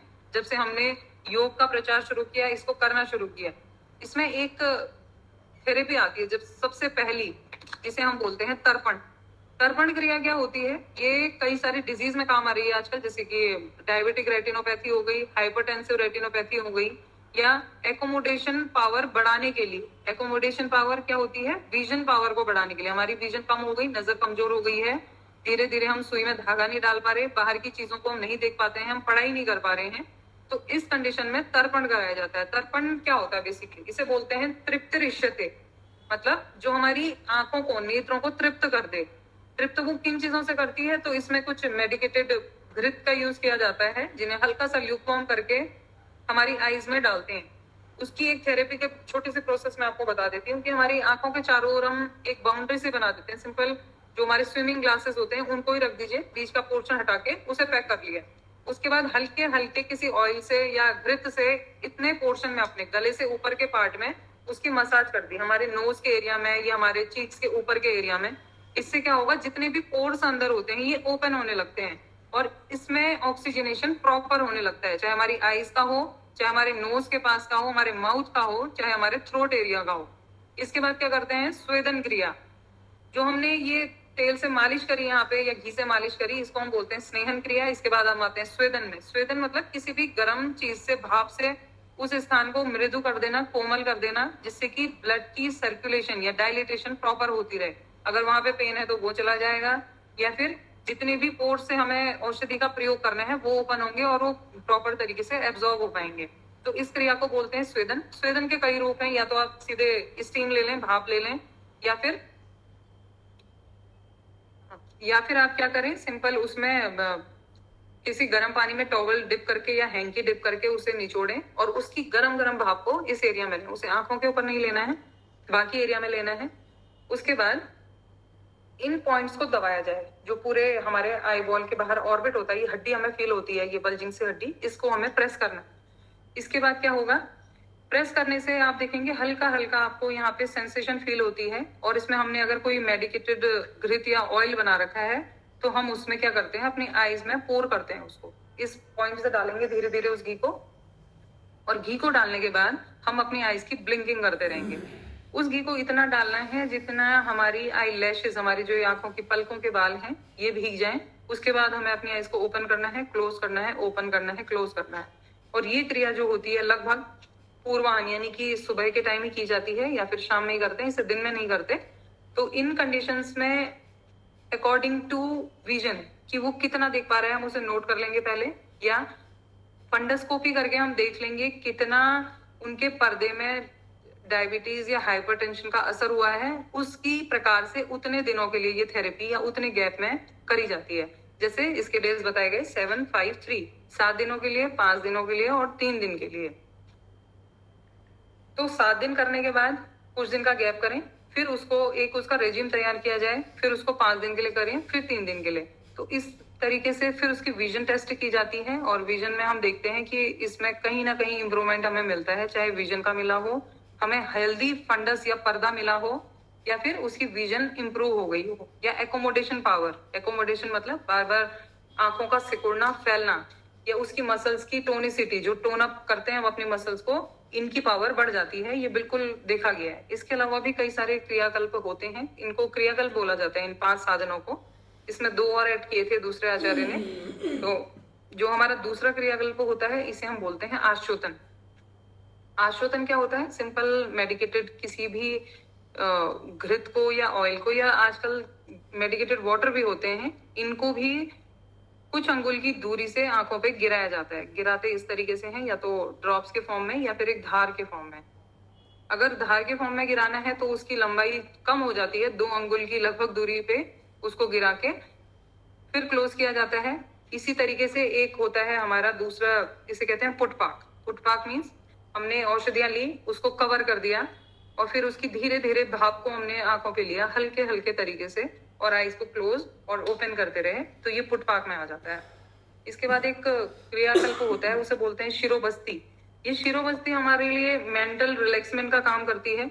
इसमें किसी भी मेध्य औषधि, मेध्य मीन्स या चक्षुष्य औषधियां जो हमारे नेत्र को हेल्दी रखने में काम कर रही हैं। चक्षुष्य एक वर्ग बताया गया है जिसमें कि केवल चक्षु को अच्छा रखने के लिए कुछ द्रव्य रखे गए, जैसे कि उसमें आ जाते हैं आंवला, एक ममीरा होता है कॉप्टिस टिटा, उसके अलावा अगस्त्य पुष्प है, इसमें गोरोचन आता है और हरितकी भी आता है। हरितकी तो सभी चीजों में अच्छी होती है, उसे माता कहा गया है।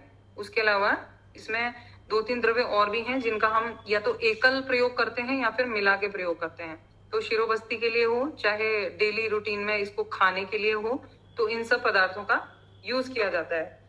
इसके अलावा कुछ ऐसी थेरेपीज या एक्सरसाइजेज हैं, जैसे पामिंग मैंने आपको बताई। पामिंग केवल ऐसा नहीं है कि आप बैठे बैठे कर सकते हैं, आप योगा कर रहे हैं उसके बाद भी पामिंग करते हैं, या कुछ ऐसी और भी थेरेपीज हैं, जैसे आप बैठे हैं, आपने अपने पैरों को स्ट्रेट कर लिया, उसके बाद आपने सूर्य की ओर देखा। सूर्य को दिन भर में अगर कभी भी देखना है तो उसे ओपन आइज से या स्ट्रेट नहीं देखा जाता है, क्योंकि उसमें से रेज निकलती हैं। ये भी मोतियाबिंद, कैटरेक्ट का कारण बनती हैं, या और भी कई सारी व्याधियां हैं जिनका कारण बनती हैं। तो इसे हाफ शट करके या हाफ ओपन करके देखा जाता है इस तरीके से।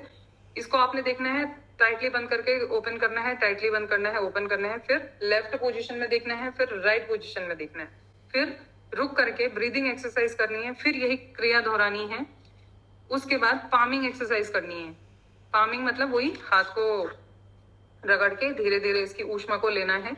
उसके बाद एक और एक्सरसाइज ये भी होती है कि रात में चंद्रमा को देखना। चंद्रमा को देखने से भी जो हमारी सूदिंग रिफ्लेक्सेस होते हैं या जो भी रेज का इफेक्ट दिन भर में पड़ा है वो कम हो जाता है। इसको करने के बाद फिर से हमें मुख और नेत्र का विशुद्धिकरण करना है, मतलब मुंह पे पूरा का पूरा मेडिकेटेड वाटर भर लें या फिर केवल पानी ही भर के उसके बाद आंखों में छींटे डालें ठंडे पानी के। इस चंद्रमा को देखने की क्रिया किस तरीके से करनी है, ये भी सेम है। पैरों को सीधा करें, स्ट्रेट कर लिया आपने, उसके बाद सामने देखा, फिर लेफ्ट कंडीशन में, फिर राइट की ओर, फिर उसे देखा, फिर अपनी आईज को टाइटली क्लोज किया, फिर ओपन किया, फिर ब्रीदिंग एक्सरसाइज करी, इनहेल एक्सहेल किया, फिर से ये क्रिया दोहराई लगभग 5 से 6 बार। उसके बाद आपको शवासन करना है। शवासन तो आप लोग बहुत अच्छे तरीके से जानते हैं।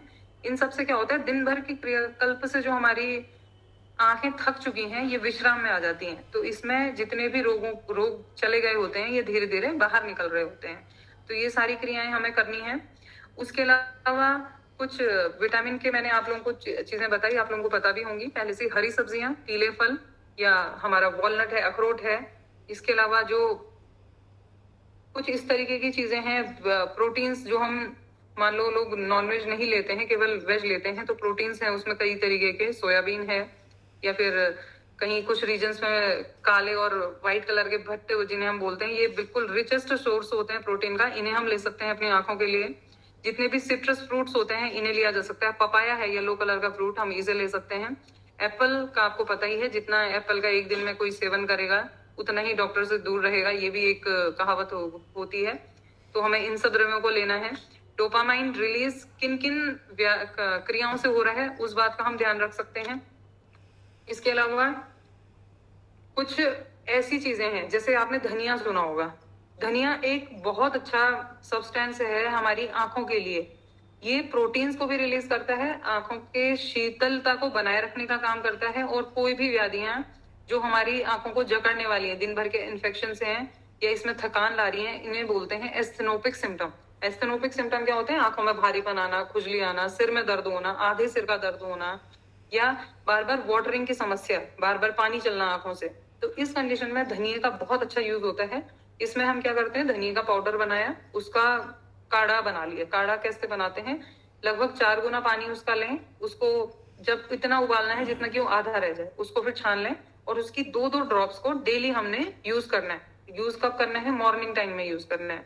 इससे क्या होगा, प्रिवेंशन होगा आने वाली व्याधियों से। उसके अलावा सोने से पहले 1 से 5 ग्राम लगभग त्रिफला चूर्ण को ले सकते हैं, या तो शहद से ले लें या नॉर्मल पानी से ले लें। 1 से 5 या फिर 2 से 5 ग्राम लगभग हमारा 1 चम्मच के बराबर होता है, तो इसको लिया जा सकता है। या आपके पास अगर शुद्ध घी हो तो घी को आप लोहे के बर्तन में रख लें। उसका यूज अलग अलग तरीके से या अलग अलग फॉर्म में आप कर सकते हैं, चाहे तो चपाती में लगा के खाएं। बस ध्यान रख लें कि उससे एसोसिएटेड कोई डिजीज ना हो, जैसे हाइपरटेंशन या डायबिटीज ना हो। अदरवाइज प्रिवेंशन के लिए इसको किया जा सकता है। विटामिन डी बहुत अच्छा सोर्स। उसके अलावा यष्टि मधु मुलेठी आपने सुना होगा, उसको हम हनी के साथ में प्रयोग कर सकते हैं। हनी के साथ में, या फिर देसी खंड जो होता है उसमें मिला के, या फिर काली मिर्च का थोड़ा सा पाउडर, ज्यादा नहीं, हल्का सा, इन सबको गाय के घी में मिला करके यूज करने से हमारी जो धीरे धीरे देखने में कम क्षमता हो रही है ये नहीं होगी। या इसका एक रिसर्च में ये भी पता लगा कि जो कैटरेक्ट मोतियाबिंद होता है, मोतियाबिंद क्यों होता है, जो हमारा लेंस है आंखों का, इसकी डीनेचुरेशन प्रोसेस शुरू हो गई होती है। इसमें प्रोटीन जो होता है उसकी लीकेज या फिर उसका सेंट्रल पार्ट जो होता है वो हार्ड हो जाता है, जिसके कारण से हमें धुंधला दिखना शुरू होता है और धीरे धीरे हमें दिखना बंद हो जाता है। तो इस कंडीशन में हम क्या करते हैं, यही एक जो उपाय मैंने आपको बताया, इसमें डेली यूज में आप लगभग एक मूंग की दाल का प्रयोग कर सकते हैं। या दूसरा जो हमारा यूज है, काऊ घी, जो अच्छा होना चाहिए, शुद्ध होना चाहिए, हमें पता होना चाहिए कि ये सही है, वो हो। उसके साथ में काली मिर्च लगभग 1 चम्मच है तो उसमें 1 ही काली मिर्च हो, इसका पाउडर बना के उनको हम दे सकते हैं। धीरे धीरे जो हो गया है वो तो कम नहीं हो सकता व्याधि, लेकिन वो आगे फर्दर प्रोग्रेस में ना आए, इसके लिए हम इन सब चीजों को यूज कर सकते हैं। जो मैंने चक्षुष द्रव्य आपको बताए 6, ये चक्षुष द्रव्यों का हम आसानी से यूज कर सकते हैं। इसके अलावा जब भी हम हाथ मुंह धुलेंगे तो भी हमें अपने मुंह में पूरा का पूरा पानी भर करके ही जो है पानी का छिड़काव करना है आंखों में। इससे क्या होता है, इससे हमारी आई के साथ में पूरे माउथ की जो मसल्स होती हैं ये भी कॉन्ट्रैक्ट और डायलेट कर रही होती हैं, और हमारी आई को ये सारी की सारी पावर देती हैं, सारी की सारी पावर देंगी। हाँ, सारी की सारी पावर देंगी, और इसके बाद जो है हम फर्दर किसी भी डिजीज से छुटकारा पा सकते हैं या अपनी आंखों को नियमित रूप से कर सकते हैं। ठीक है, धन्यवाद। मुझे लगता है मैंने बहुत ही फास्ट बताया, बताने को तो बहुत कुछ है, लेकिन इतने टाइम में मुझे लगता है इतना ही मैं बता पाऊंगी। धन्यवाद जानकारी यामिनी जी, बहुत बहुत साधुवाद, बहुत अच्छे प्रकार से बताया। बहुत धन्यवाद आपका। तो अभी हमारी एक प्रक्रिया होती है, क्योंकि आपकी बहुत सारी बातें सब लोगों ने सुनी है, बहुत सारे प्रश्न उनके मन में होंगे, कुछ बातें वो आपसे पूछना चाहते हैं। तो मैं एक बार ये चाहूंगा कि हम में से अगर किसी का कोई प्रश्न हो तो सर मैडम से मैं अभी पिछले महीने मेरे को आंखों में क्लॉट सा हो गया था, 2 बार हुआ। मैंने डॉक्टर को भी दिखाया तो कहते हैं आपका बीपी शायद ज्यादा शूट अप हो गया होगा।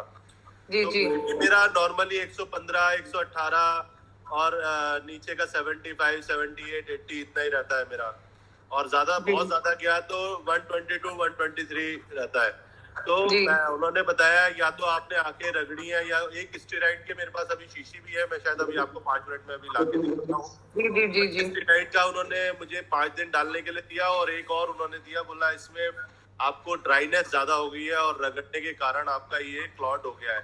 फिर 5-10 दिन के बाद वो क्लॉट डिसॉल्व हो गया, फिर पता नहीं क्या हुआ, मुझको आंखों में इरिटेशन मैंने दिखाया तो फिर क्लॉट हो गया।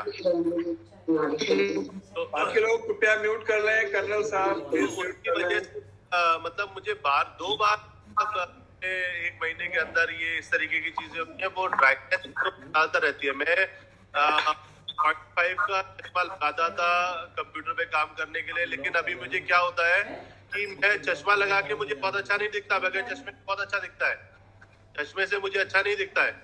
जी चश्मा मैं अब मैंने इतना महंगा चश्मा बनवाया, सब कुछ किया, लेकिन ये है कि चश्मे से मुझे देखने में अच्छा नहीं लगता, बगैर चश्मे के मुझे बहुत अच्छा दिखता है अब। जी था मैं अब। आप मुझे अपनी एज बताइए पहले, आपकी एज क्या हो गई है? आप म्यूट हैं नितिन जी, आप म्यूट हैं।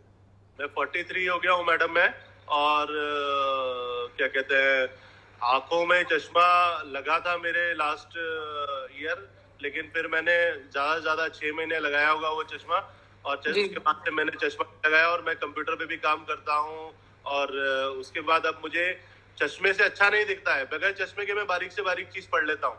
जी जी, मैं समझ गई हूँ आपकी प्रॉब्लम क्या है। देखिए, आपका जो ये आंखों का सफेद हिस्सा है, इसमें क्लॉटिंग हुई थी आपको? सफेद हिस्से इसमें क्या है? हाँ, इसमें क्लॉट आया था। जी, इसके कारण होते हैं क्लॉट आने के, इसको बोलते हैं सब कंजक्टाइवल हेमरेज। इसे आयुर्वेद में अर्जुन व्याधि बोला गया है। इसमें होता क्या है, ये कई कारणों से हो सकती है। या तो हाइपरटेंशन हो, जैसा आप बोल रहे हैं आपको नहीं है, उसके अलावा कफिंग की प्रॉब्लम से भी होता है, सीवियर खांसी किसी को आ गई, स्नीजिंग, छींक मार दी बहुत तेज, या कॉन्स्टिपेशन अगर कभी हो गया, या उसके अलावा जो भी इस तरीके के काम हैं जो कि प्रेशर देते हैं हमारी आंखों में सीधे, तो उनके कारण क्या होता है, हमारी जो ये व्हाइट पार्ट है, ये स्क्लेरा जिसे हम बोलते हैं, इसकी वेसल्स फट जाती हैं। इसके फटने से क्या होता है, यहाँ पे ब्लड रिलीज होता है, उसी को हम सबकंजक्टाइवल हेमरेज या फिर हम इसे अर्जुन बोलते हैं। तो इसमें आप कोई भी स्टेरॉइड का यूज ना करें, स्टेरॉइड यूज नहीं करना चाहिए। स्टेरॉइड से क्या होता है, देखिए, कोई भी बीमारी जल्दी ठीक होने की काम करती है, लेकिन वो फिर से सबसाइड करती है, वो दोबारा होगी ही होगी। इस तरीके की चीजें स्टेरॉइड से होती हैं, और ये कहीं ना कहीं इम्यूनिटी को हैम्पर कर रही होती है। जैसे कि मैंने आपको अभी बताया था कि डेवलपमेंटल भी डिजीज कई सारी होती हैं, तो उसका एक कारण है कुछ कुछ औषधियों का लेना। उसमें सबसे बड़ा जो कारण होता है वो स्टेरॉइड का ही होता है। तो सिंपल, आप इसमें कुछ भी ना करें, आप ऐसी चीजें लें खान पान में जो कि किसी भी तरीके की गर्म ना हो। गर्म मतलब कि उष्णता को ना दे रही हो, जैसे बीपी बढ़ाएगी, या कॉन्स्टिपेशन को भी गर्म चीजें और बढ़ा देती हैं, या कफिंग की प्रॉब्लम है तो कफ से रिलेटेड उष्ण विदाई चीजें आपने नहीं लेनी है। आप सिंपल उसको ठीक करने की कोशिश करें। उसके बाद भी अगर आपको लग रहा है कि ये चीज मेरी ठीक नहीं हो रही, तब आप कोई सी ड्रॉप ले सकते हैं। ड्रॉप में कई सारी ड्रॉप्स आती हैं, या सिंपल आप ऐसा करिए, इसमें जो मैंने आपको ध्यानक स्वरस बताया, उसके कुछ बूंदे डाल लीजिए, तो धीरे धीरे वो भी ठीक हो जाएगा। इसमें किसी भी तरीके का स्टेरॉइड यूज ना करें। और सिंपल, सबसे बड़ी बात तो ये है कि इसमें आप सुबह की जो मॉर्निंग एक्सरसाइजेस करते हैं उसे करिए। 21 डेज या 41 डेज मैक्सिमम होते हैं जिसमें कि ये खुद से ही सबसाइड हो जाता है। इसमें किसी मेडिसिन की जरूरत नहीं होती। बट आप अगर डॉक्टर के पास एज अ पेशेंट जा रहे हैं तो डॉक्टर तो देंगे भाई कुछ ना कुछ, तो वो आपको ड्रॉप्स दे देंगे या कोई ऑइंटमेंट दे देंगे, और वो कोशिश करेंगे कि 14 दिन से भी पहले वो ठीक हो जाए, तो आपको स्टेरॉइड वाला दे देंगे। तो आप इसमें कुछ ना करें, आप इसको ठंडे पानी से छिड़काव करते हुए दिया, और दोनों बार स्टेरॉइड की ड्रॉप्स मैंने आंख में डाली थी, जिसके कारण वो 5-7 दिन में सबसाइड हो गया, और उसके बाद मुझे प्रॉब्लम धीरे धीरे खत्म हुई। लेकिन दूसरी बार जब हुई तो फिर मैंने स्टेरॉइड नहीं लिया। तो मुझे एक मेरा ऑफिस का एक बंदा है, उसने बोला सर, वो गांव का रहने वाला है, तो उसने मुझे बताया, बोला सर आप एक काम करिए, अभी आप ऑफिस में चलिए, बाथरूम था, एक बाल्टी में फ्रेश वाटर लेके आया, उसने बाल्टी में पानी भरा पूरा, बोला सर आप अपना पूरा मुंह इसके अंदर डालो और आंखें खोल के उसके अंदर जो पानी निकला, मेरे को 3 दिन में जो ये क्लॉट था वो 3 दिन में ठीक हो गया। जी जी, एक्चुअली ये कोई बड़ी प्रॉब्लम नहीं है, ये तो एक किसी डिजीज का सिम्टम हो सकता है, ये एसोसिएटेड प्रॉब्लम होती है। तो अगर आप ज्यादा ही चाहते हैं तो उस डिजीज के बारे में जान लीजिए, पहले उसको जानने की कोशिश करिए कि किस कारण से हुआ होगा।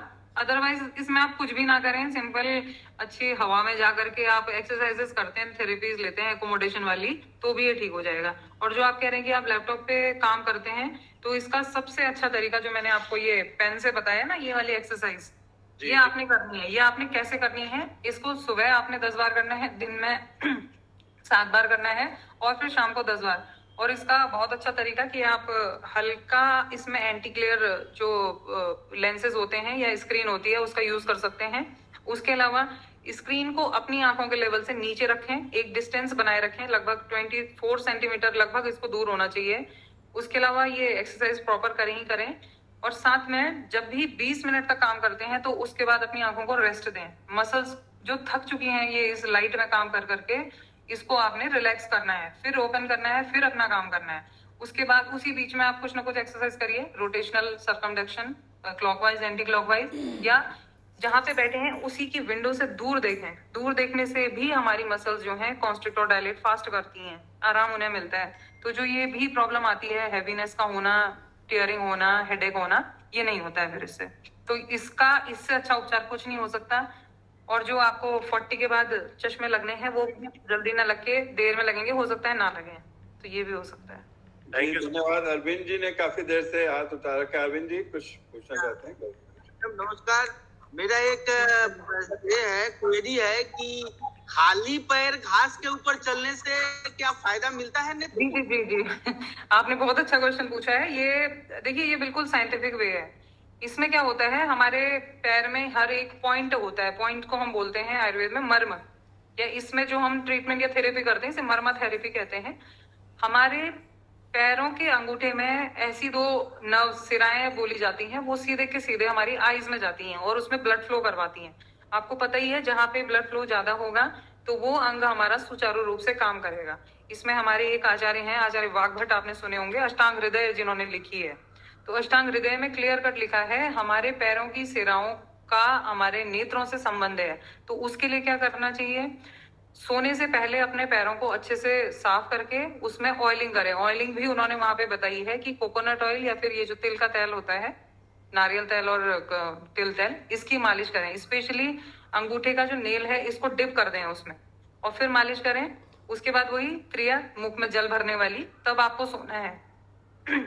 इससे हमारी आई हेल्दी रहती है और थकती नहीं है। किसी को ये प्रॉब्लम होती है ना कि थोड़ी देर के लिए नींद आ रही है, प्रॉपर नींद नहीं आती, उन्हें साउंड स्लीप रहती है, तो इस कंडीशन में क्या करना है, हमें घास में चलना है। घास में भी कैसी चलना होता है, जिसमें सुबह थोड़ी ओस रहे और वो कुछ पॉइंट्स को प्रेस कर रही हो हमारे पैरों के, वो सीधा का सीधा हमारे ब्रेन और आईज में इफेक्ट डालती है।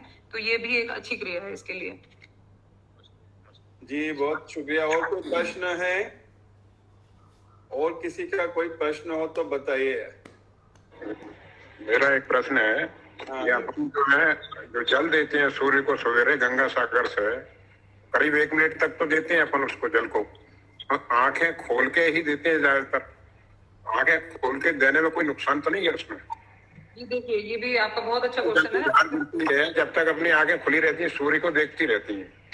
जी जी, इसमें देखिए मैंने आपको बताया था कि एक सूर्य प्रकाश थेरेपी होती है। जो भी हम धार्मिक क्रियाएं करते हैं, चाहे किसी भी धर्म ग्रंथ या किसी चीज से रिलेटेड हो, ये कहीं ना कहीं साइंस से हमारी जुड़ी रहती है। इसमें एक बहुत अच्छा आपने एग्जाम्पल दिया कि मैं जल चढ़ाता हूँ, तो जल चढ़ाने से हम जल का भी काम कर रहे हैं, साथ में हम विटामिन डी भी ले रहे हैं सूर्य के किरणों से। और उसमें भी आपने देखा होगा कि कई जगहों पर तो कई ग्रंथों में ये बताया गया कि जो जल चढ़ा रहे हैं उसी के बीच से सूर्य की किरणों को देखें। उससे क्या होता है, उससे ये होता है कि हम डायरेक्ट लाइट को नहीं देखते, हम कुछ पार्ट से कुछ ना कुछ किरणों को ले रहे होते हैं। तो इसमें अगर ऐसा डाउट हो कि अगर मैं लाइट देख रहा हूँ, मेरी आंखों में प्रॉब्लम हो रही है, तो उसमें आप क्या करें, जितना जल्दी हो सके उतनी ही जल्दी उस सूर्य की किरणों में आप जल डालें। जब बहुत अच्छी धूप आ जाती है उस बीच तो डालना भी नहीं चाहिए, क्योंकि उसमें से तब तक पॉल्यूशन का भी असर होता है और कुछ अल्ट्रावायलेट रेज आती हैं जो कि कैटरेक्ट कॉजिंग होती हैं।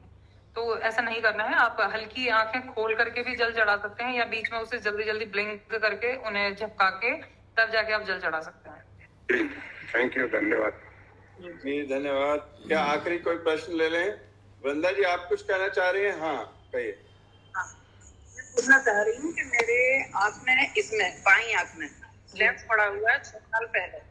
जी जी। तो जो समस्या पहले थी वही अब है। मुझे यहाँ इस साइड में ऐसा लगता है जैसे कुछ मतलब चीटी टाइप की घूम, चीटी टाइप की, और जैसे अपन की तरफ देखते हैं बहुत सारी किरणें नजर आती हैं, और जबकि इस आँख से देखते हैं तो इसमें केवल बल्ब की रोशनी नजर आती है, इसमें बहुत सारी किरणें नजर आती है। सब बहुत सारे डॉक्टरों को भी दिखा लिया, बस वो ड्रॉप वगैरह दे देते हैं, लेकिन उससे कुछ फायदा तो होगा नहीं। जी, ये आपको कैटरेक्ट हुआ था? मोतियाबिंद था इसमें? मोतियाबिंद था आपको? मोतियाबिंद? जी शुरुआत मोतियाबिंद की। जी जी जी, इसमें एक्चुअली प्रॉब्लम ये है कि जब हम करा लेते हैं तो जरूरी नहीं है, हम बाहर से कोई पदार्थ अपनी आंखों में डाल रहे हैं अच्छा देखने के लिए, तो जरूरी नहीं है कि वो एक्सेप्टेबल हो रहा हो आंखों के लिए। और अक्सर ये प्रॉब्लम आती है कि लेंस लगाने के बाद भी, इसे बोलते हैं सूडोफेकिया। जब हम सूडो मतलब फॉल्स, फेकिया मीन्स लेंस, हम ऐसी चीजों को डाल रहे हैं और उसकी एक्सेप्टेंस आंखों में नहीं हो पा रही है, तो वो हमारी आंखों में अलग अलग लक्षणों को छोड़ता है जिससे कि हम अच्छे से देख पाए। जैसे कि आंखों के अंदर झाग का बनना, बार बार पानी का निकलना, या उसमें इन्फेक्शन का जल्दी लग जाना, या जैसा आप बता रही हैं कि ऐसा लगेगा कुछ ना कुछ कहीं पे फंसा हुआ है, ये कुछ बाहर निकलने की कोशिश कर रहा है, तो इस कंडीशन में तो हमें आंखों को क्लीन करना चाहिए। क्लीन हम किसी भी अच्छे ड्रॉप से कर सकते हैं। उसके अलावा देखिए, अब विजन इंप्रूवमेंट मतलब कि अच्छा दिखना, वो तो इस आंख से इसी लेंस की बदौलत होगा जो आपके डाला गया होगा। तो आप इसमें क्या कर सकती हैं, एक बार फिर से आई टेस्ट करा के आगे से एक लेंस और इसमें ऐड कर सकती हैं, जिससे कि आपको दिखाई दे ठीक। उसके अलावा इसमें जो चुभ रहा है या आपको लग रहा है कुछ फंसा है, उसके लिए तो एक बार आपको मशीनरी से देखना पड़ेगा कि ये क्या कारण है, या तो किसी इन्फेक्शन के कारण है, अगर नहीं है तो इसको आप सिंपल क्लीन कर सकती हैं, या फिर थोड़ी बहुत थेरेपीज करा के, या जो ये तर्पण क्रिया होती है इसको आप करवा सकती हैं, इससे ये क्लिनजिंग हो जाएगी।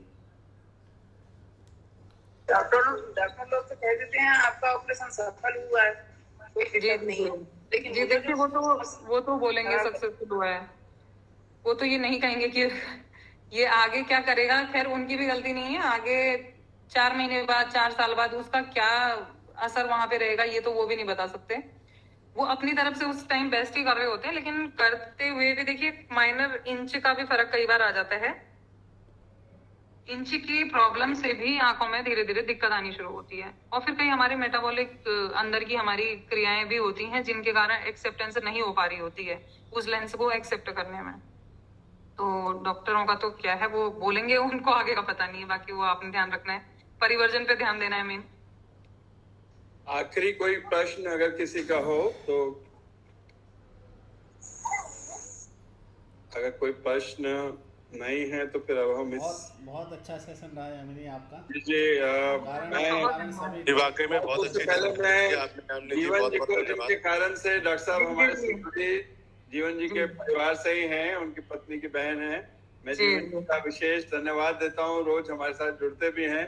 और मुझे ऐसा लग रहा है कि इनके मतलब आज का जो इनका सेशन है वो पूरा होते हुए भी हम चाहेंगे कि एक बार फिर से, जो इन्होंने इतनी सारी एक्सरसाइजेस बता दी हैं, तो एक बार आकर केवल एक्सरसाइज ही करवाएं अगर सब लोगों को, तो भी बहुत लोगों के लिए भला होगा। बिल्कुल बता दी हैं, जिसको हमारे जो साथी हैं शायद उनको समझने में और आत्मसात करने में कुछ समय लगेगा। बिल्कुल ऐसा सेशन रख लेंगे एक दिन, ये हमको भी बहुत अच्छा लगेगा, तो हम आपसे संपर्क करेंगे। और मैं जीवन जी को भी कहूंगा कि आप धन्यवाद के कुछ शब्द कहें। बहुत बिल्कुल बहुत धन्यवाद यामिनी, बहुत अच्छे से आपने एक्सप्लेन किया, कारण और निवारण दोनों चीज़ों को बखूबी आपने बताया है। और जिस तरह के हम लोगों को तो 10% भी नहीं पता था अपनी आँखों के बारे में, आज 100% पता चला है कि क्या क्या इसमें प्रॉब्लम्स हैं। बहुत बहुत धन्यवाद आपका, बहुत बहुत धन्यवाद। Thank you Anil ji. यामिनी जी आपका विशेष बहुत धन्यवाद, और जीवन सर आपका भी बहुत धन्यवाद जो आपने आया और हम लोगों को इतनी बहुत अच्छी जानकारी दिलवाई। इसका विशेष तौर पे जीवन सर को भी बहुत बहुत धन्यवाद। जी बहुत बहुत धन्यवाद जीवन जी को भी, और डॉक्टर धन्यवाद, आपने बहुत अच्छी जानकारी दी। और अनिल जी जो कह रहे थे कि हम दोबारा चाहेंगे कि हमारे साधकों को, हमारे साथियों को, हमारे परिवार के साधकों को दोबारा से एक्सरसाइज वगैरह बताएंगी आप, तो बहुत अच्छा लगता है। जी बिल्कुल। मुझे आज जाना था हमारा आपसे बात, तो उसमें जाना, इसलिए सुना मैंने पूरा, लेकिन वीडियो मेरा ऑफ था, तो उसके लिए तैयार होना उसके लिए। तो बहुत बहुत धन्यवाद जीवन जी का, विशेष धन्यवाद कि जीवन जी के माध्यम से हम आपसे मिल पाए। जी सभी का धन्यवाद। जी मैं सभी का धन्यवाद करना चाहूंगी, स्पेशली जीजा जी का तो धन्यवाद है ही है। आप सभी से मिलने का मुझे अवसर मिला, आपके परिवार से जुड़ने का मौका मिला। आपने जिस तरीके से बोला कि आगे मैं कुछ ऐसी एक्सरसाइजेज या थेरेपीज करवाऊं, तो मैं यहाँ भी अगर पेशेंट की कोई थेरेपी करवाती हूँ तो मैं जरूर चाहूंगी कि मैं आपको दिखाऊंगी। और आने वाले टाइम में मैं थोड़ा, इसके बाद मुझे टाइम मिलेगा ये जून में या कुछ, तो मैं आपको जरूर इसके एक्सरसाइजेस के बारे में बताऊंगी। या कभी भी आपको कोई क्वेरी या क्वेश्चन आपके हों या किसी तरीके की परेशानियों से आप जूझ रहे हो, तो आप मुझे बेझिझक पूछ सकते हैं कभी भी। धन्यवाद।